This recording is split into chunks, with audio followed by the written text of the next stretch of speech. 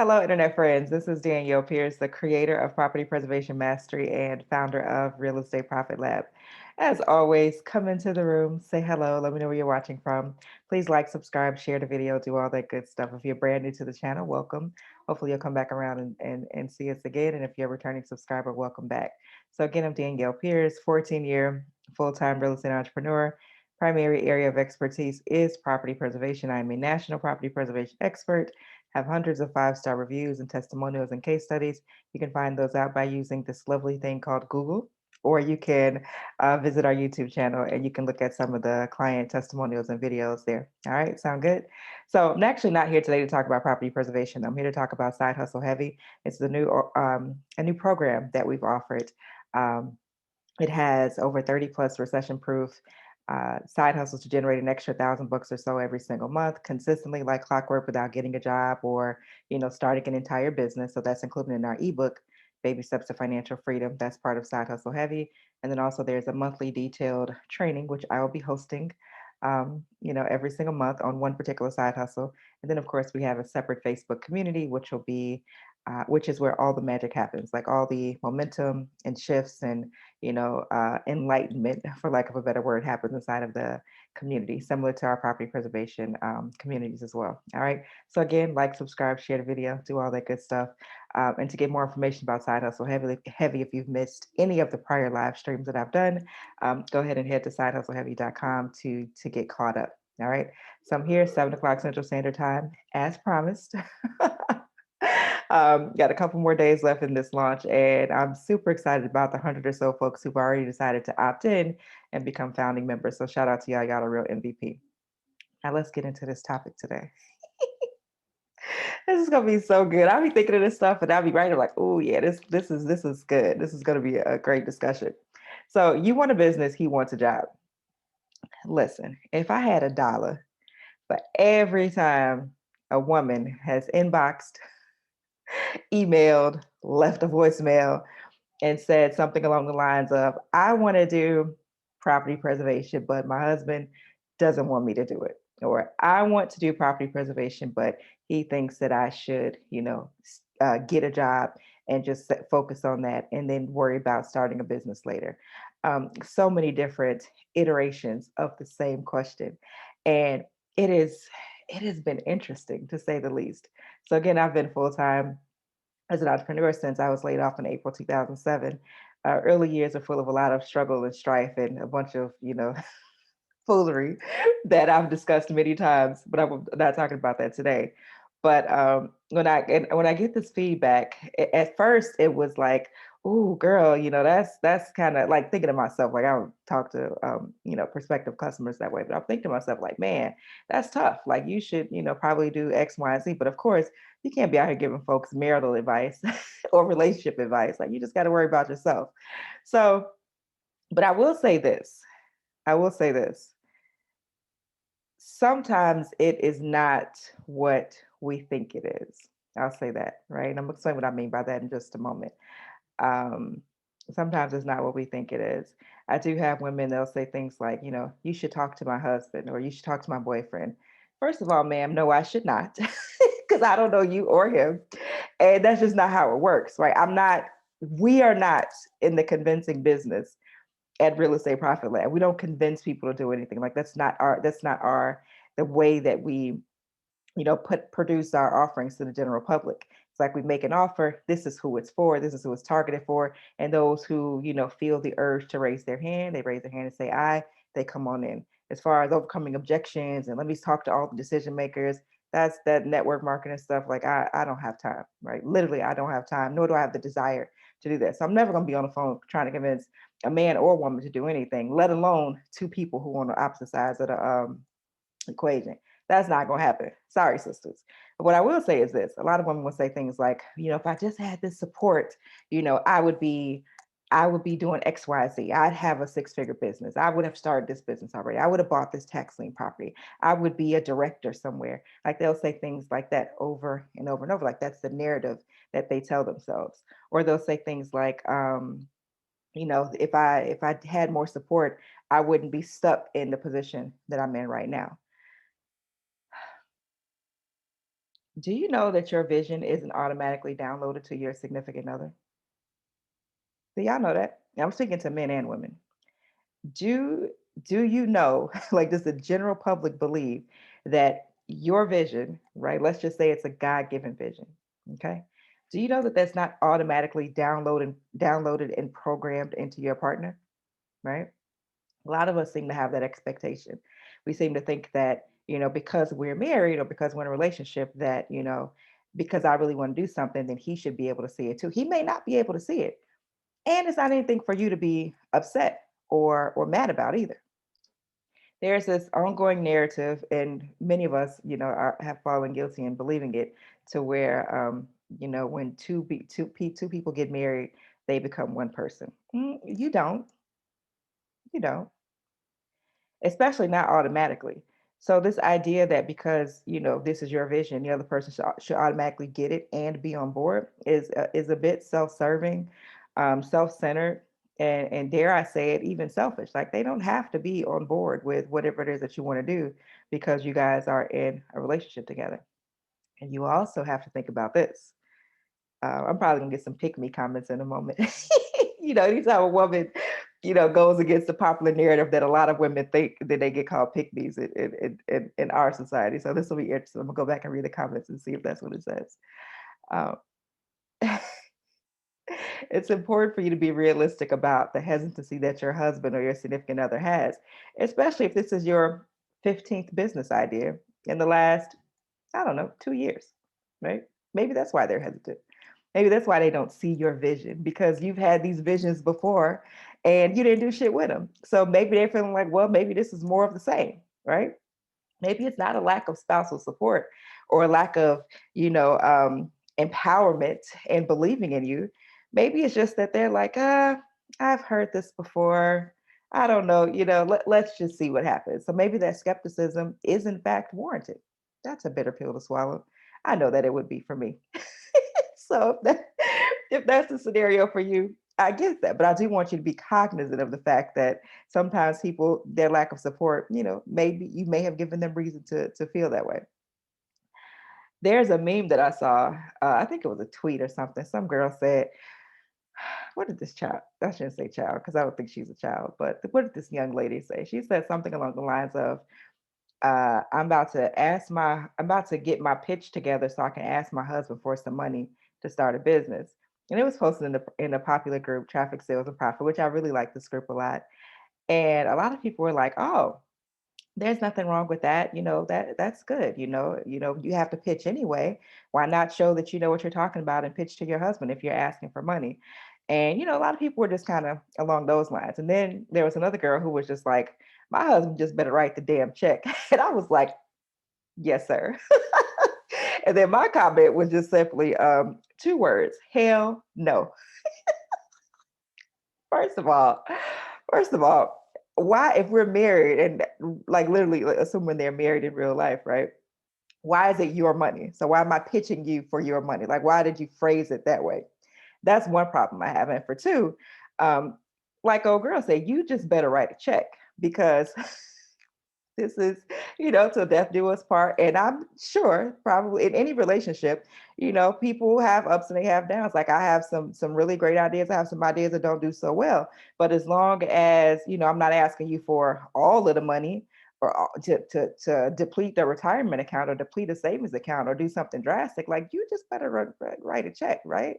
Like, and then this whole idea of asking for money too is also problematic. But maybe I'm like, maybe this is some new age shit. I don't know. But as for me in my house, I shall not. I will not. I do want to say this though, ladies.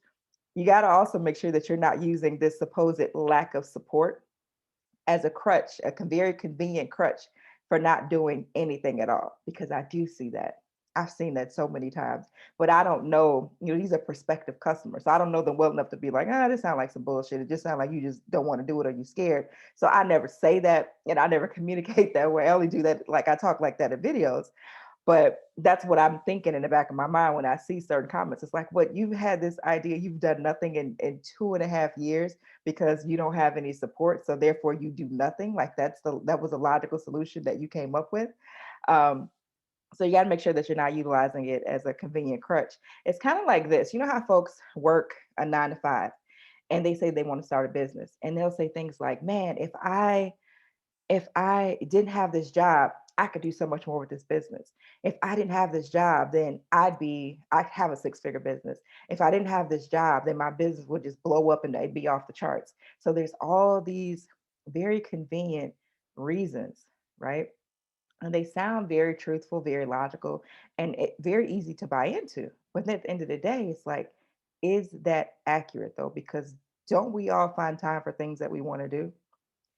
Most of my timeline on social media watches every new release that comes out, period. Movies, Netflix, Hulu, Amazon Prime series, all of that shit. So, how you have time to watch all these episodes? Like, you're watching whole entire seasons of shows at one time, right? But you claim to not have time to work on your business because of your job. Like, that's just the BS that we feed ourselves. This is men and women, right? Men and women are guilty of doing this. And I definitely have, issues as well, but that happens to not be one of them because I don't watch TV. So I'm just like, every time I try to watch TV, like I tried to watch this Malcolm and what's this shit? Malcolm and Mary stuff. And I was like, this is the worst shit I've ever seen in my life. So I lasted 21 minutes of watching them people argue and destroy each other's souls with words before I was like, this is dumb. I don't care about the cinematography. I don't care about what happens at the end. I know that this level of toxicity, even on screen, like this, I can't take the same. So I couldn't watch it. But everybody on the timeline was like, oh, this is the best. This movie is so good. And some people were like, this is dumb. Like they're like, this is just like, this is ridiculous. But a lot of folks loved it. I'm not one of those folks. So my point is, you can't say you don't have time to do X, Y, and Z when you always making TikTok videos. You always find time to watch all the related shows. You didn't watch all the Game of Thrones, which I've only seen one episode of that. You watch everything that comes out, but now you don't have time to work on your business. The lie that we tell ourselves is this. We say, well, once I quit this job, or once I transition from this job, then I'll have more time to do X, Y, and Z. But that's not reality.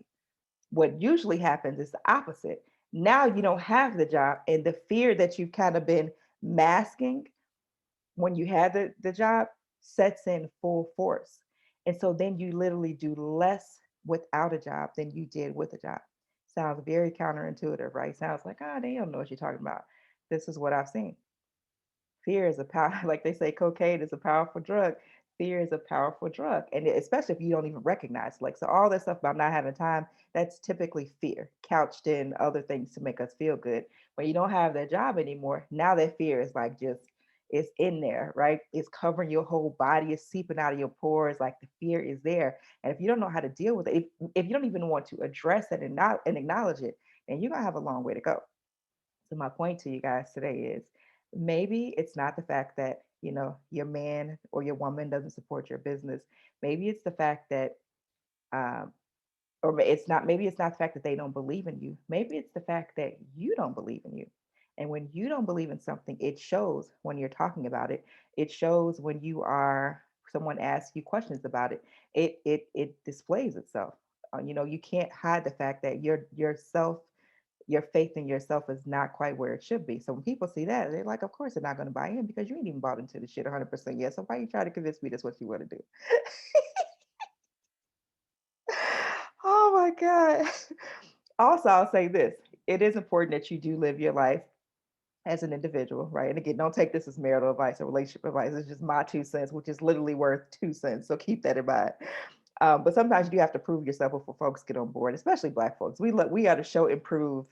Um, we are, if show improve was a group of people, it'd be Black folks because we love to doubt and have to see something first before we hop on the train. I'm not saying it's either good nor bad, it just is. So you might have to just stick with something and actually see it through and generate some money or something in order for somebody else to come on board and get behind you. And that's okay. Like, you can't be mad at folks for not believing in you when you don't even really believe in yourself.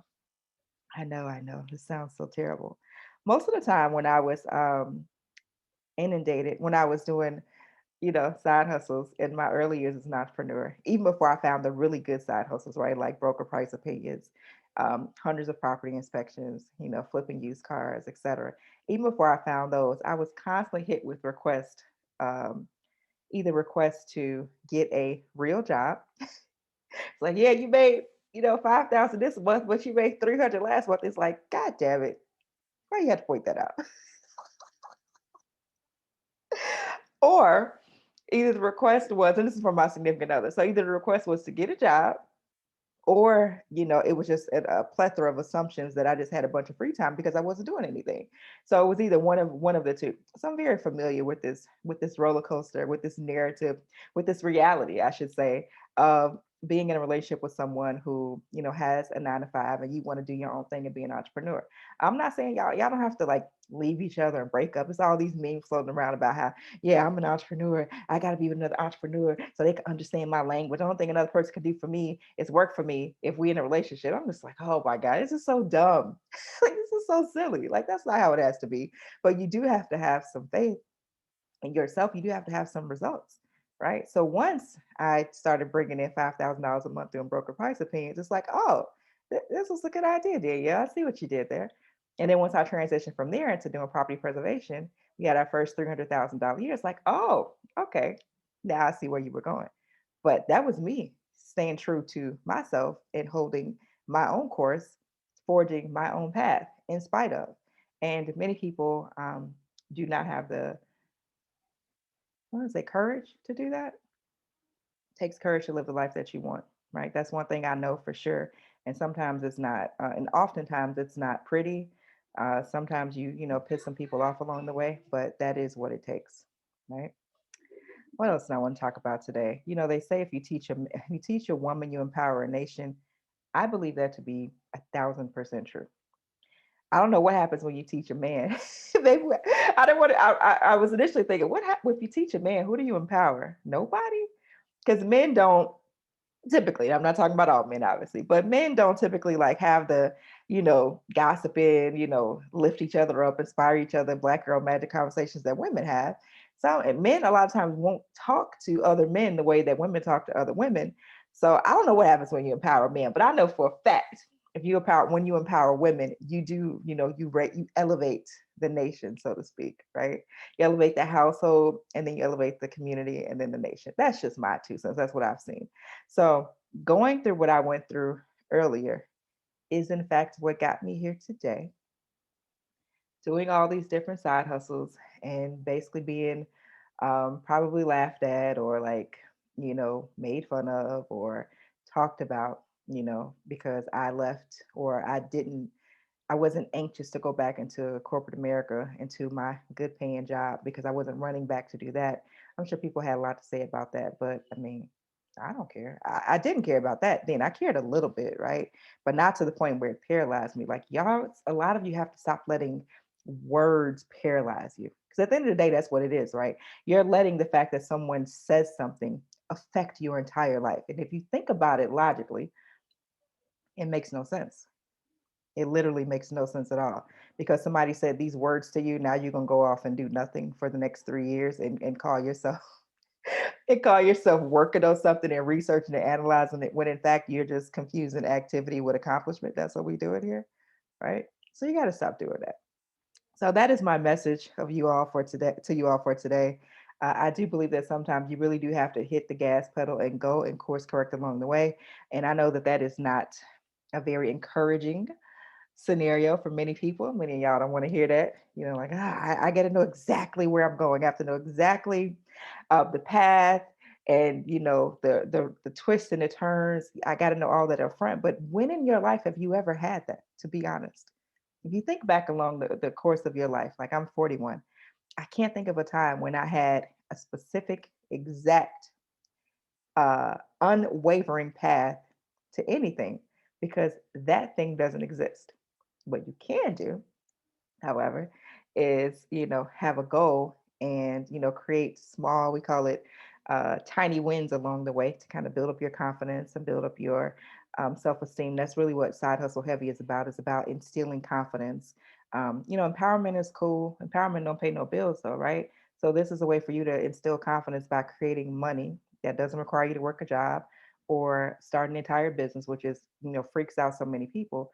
You build these tiny wins until you get to the point where you either decide that A, I do really want to start and become a full-fledged business owner, or B, I don't want to do that shit. I want to just keep my job and work these side hustles and tell my children how to do this and keep them moving. Right? Just my 2 cents.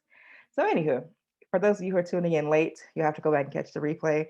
You can do that at sidehustleheavy.com. Again, we'll just do a quick recap of the offer. Side Hustle Heavy is a membership offer. It includes our ebook, Baby Steps to Financial Freedom, which includes over 30 plus recession proof side hustles to generate an extra $1,000 or so every single month. You could do more, you could do less. It just depends on what your goals are. There's a monthly detailed training, which I'll be hosting every single month. And then, of course, there's our Facebook community, which is phenomenal and is going to, share best practices and wins and concerns and, any setbacks along the way will happen inside of that community. All right, so I'd love for you to join us and become join the 100 or so other founding members of Side Hustle Heavy. I would love for you to be the next one. All right, so that's all I got for you today. Check out sidehustleheavy.com to go ahead and register and get caught up on all this tea I've been spilling over the past week or so. Um, would love for you to check those out because I believe that my journey has been, I don't use the word inspirational, but I like to think of it as very practical because much of what I've done, I've left a path along the way, which can be followed. How many people decide to follow that path? Obviously, that's going to vary, but definitely have left a path, plenty of breadcrumbs, plenty of gems, plenty of jewels, plenty of actionable things that I've done. So one thing that we pride ourselves on, and that I particularly pride myself on, is providing actionable information. Like I said, empowerment is cool. That's one thing, but being able to just give people tangible results, that is a whole different ballgame. All right. Thank you so much for tuning in. I appreciate your time. As always, sending you love, light, peace, blessings, grace, and clarity until tomorrow night at 7 o'clock. I'll see you there. Bye bye.